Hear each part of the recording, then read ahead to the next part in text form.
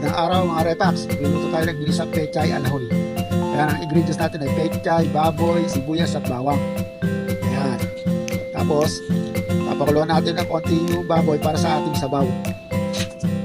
Kukuhanin natin yung sabaw para sa mamaya paglagyan natin ng pechay.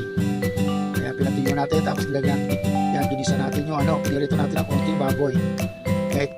Tabi nyo muna yung baboy para sa paggisa nyo ng bawang. Yan, tapos susunod nyo na yung sibuyas. Pagkatapos, yan, halo-haluin nyo muna ng konti, pagsamahan nyo yung tatlo at ilagay nyo na yung pechay. Yan.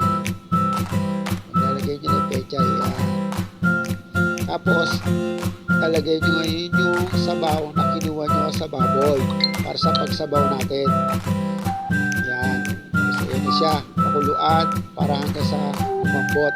Tapos, timplahan ng asin at konting toyo para sa panlasa. At ayan na po, ito na ang ating ginisang pechay alahoy.